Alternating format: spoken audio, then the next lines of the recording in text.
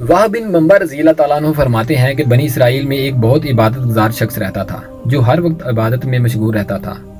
اسی گاؤں میں 3 بھائی ایک ساتھ رہتے تھے جن کی ایک چھوٹی بہن تھی جو باکرہ تھی۔ اتفاق سے ان تینوں بھائیوں کو جنگ پر جانا پڑا۔ ان کو کوئی ایسا شخص نظر نہ آیا جس کے پاس اپنی بہن کو چھوڑ کر جائیں اور اس پر بھروسہ کریں۔ سب نے اس بات پر اتفاق کیا کہ اس کو عابد شخص کے سپرد کر دیا جائے، کیونکہ ان کے خیال کے مطابق وہ عابد شخص نیک اور پرہیزگار تھا۔ چنانچہ وہ تینوں بھائی اس عابد کے پاس آئے اور اپنی بہن کو ان کے سپرد کرنے کی درخواست کی۔ جب تک ہم جنگ سے واپس نہیں آتے ہماری بہن آپ کے سایہ میں رہے گی۔ عابد نے انکار کیا اور ان کی بہن سے اللہ کی پناہ مانگی، لیکن وہ تینوں بھائی نہ مانے اور اپنی بہن کی حفاظت اس عابد شخص کے زیر نگرانی کرنے کے لیے اصرار کرتے رہے۔ عابد نے ان کی درخواست کو منظور کر لیا اور اپنے گھر کے سامنے والے گھر میں رہنے کی اجازت دے دی۔ وہ تینوں بھائی اپنی بہن کو اس گھر میں چھوڑ کر چلے گئے۔ وہ لڑکی عابد کے پاس ایک مدت تک رہی۔ عابد اس کے لیے کھانا لے کر آتا اور اپنے گھر کے سامنے رہ کر اس لڑکی کو آواز دیتا۔ لڑکی کھانا اٹھا کر اپنے گھر چلی جاتی۔ ایک دن شیطان نے اس عابد شخص کو ورگلایا کہ لڑکی کو کھانا اس کے گھر کے سامنے دے کر آیا کرو، کہیں لڑکی کھانا لینے باہر نکلے اور کوئی شخص دے کر اس کی عصمت درازی نہ کر دے۔ اگر تم کھانا اس کے گھر دے کر آؤ گے تو تم کو ثواب ملے گا۔ عابد نے ایسا ہی کیا، کھانا اس کے دروازے پر رکھ دیتا اور وہ لڑکی اٹھا کر اندر چلی جاتی۔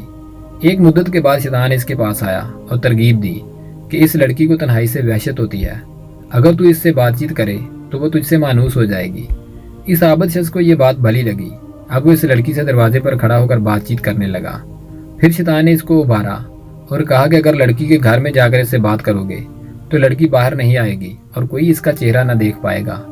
اب اس عابد شخص کی عادت ہو گئی، دن بھر لڑکی کے گھر جا کر اس سے باتیں کیا کرتا اور رات کو اپنے سومے میں چلا آتا۔ اس کے بعد پھر شیطان اس کے پاس آیا اور لڑکی کی خوبصورتی اس پر ظاہر کرتا رہا، یہاں تک کہ اس عابد شخص نے لڑکی کے زانوں پر ہاتھ پھیرا اور رخسار کا بوسہ لے لیا۔ حتیٰ کہ شیطان نے اس لڑکی کی خوبصورتی اور آرائش کی اتنی تعریف کی جسے سن کر وہ عابد شخص لڑکی کے ساتھ ملوث ہو گیا، جس سے وہ لڑکی حاملہ ہو گئی اور اس نے ایک بچے کو جنم دیا۔ پھر شیطان نے اسے ڈرایا کہ اگر لڑکی کے بھائی آ گئے تو تم اس بچے کے بارے میں کیا بتاؤ گے؟ ایسا کرو، تم اس بچے کو قتل کر کے زمین میں گاڑ دو، یہ لڑکی اپنے بھائیوں سے سب کچھ چھپا لے گی۔ عابد نے ایسا ہی کیا، بچے کو زمین میں گاڑ دیا۔ پھر شیطان نے اس عابد شخص کو ورگلایا، کیا تم یقین کرتے ہو کہ یہ لڑکی اپنے بھائیوں سے سب کچھ چھپا لے گی؟ ہرگز نہیں، تم اسے بھی بچے کے ساتھ ہی زمین میں دفن کر دو۔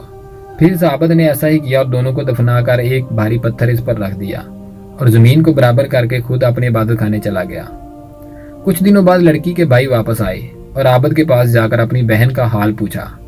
عابد نے ان کو اس کے مرنے کی خبر دی اور خود افسردہ ہو کر رونے لگا اور کہا وہ بہت نیک بی بی تھی، یہ دیکھو یہ اس کی قبر ہے۔ تینوں بھائی قبر پر آئے، دعائے مغفرت کی اور اپنے گھر چلے گئے۔ راوی لکھتا ہے جب رات کو وہ سوئے تو شیطان ان کے پاس ایک مسافر کے روم میں آیا۔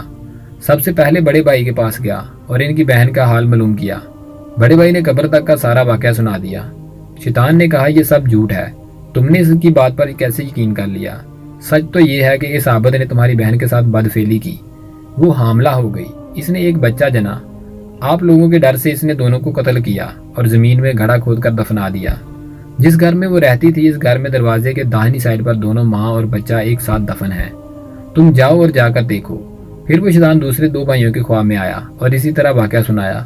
جب صبح ہوئی تو تینوں نے ایک دوسرے کو اپنا اپنا خواب سنایا۔ بڑے بھائی نے کہا یہ صرف خواب ہے اور کچھ نہیں، لیکن چھوٹے بھائی نے کہا ہم تینوں کو ایک ہی رات میں ایسا خواب آیا ہے، یہ اتفاق نہیں ہو سکتا۔ وہ تینوں اس گھر میں جا کر کھدائی کرنے لگے۔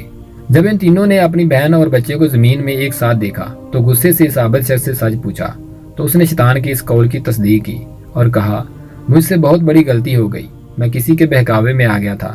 پھر ان تینوں بھائیوں نے اپنی شکایت بادشاہ کے سامنے پیش کی۔ بادشاہ نے اس عابد کو اس سومے سے نکالا اور سزا دینے کے لیے دار پر لے گئے۔ جب اس کو دار پر کھڑا کیا تو شیطان اس آدمی کے پاس آیا اور بولا مجھے پہچانا، میں ہی وہ آدمی ہوں جس نے تم کو عورت کے فتنے میں ڈالا، یہاں تک کہ تم نے اسے حاملہ کر دیا اور ذبح کر ڈالا۔ اب اگر تم میرا کہنا مانو اور مجھے سجدہ کرو تو میں تمہیں اس مصیبت سے نجات دلا دوں گا۔ اس عابد کی قسمت خراب تھی جس نے جان بچانے کی خاطر اس شیطان کو سجدہ بھی کر دیا۔ شرک کرنے کی وجہ سے وہ اللہ کے ہاں کافر ہو گیا۔ شیطان کا مقصد پورا ہو گیا اور وہ اس عابد کو اسی حالت میں چھوڑ کر چلا گیا۔ جلاد نے عابد کو دار پر کھینچ دیا اور اسے پھانسی دے دی۔ عابد اپنے انجام کو پہنچ گیا۔ اس واقعہ سے ہمیں یہ سبق ملتا ہے کہ شیطان ہمارا کس قدر کھلا دشمن ہے اور اس کے وار کتنے خطرناک ہے۔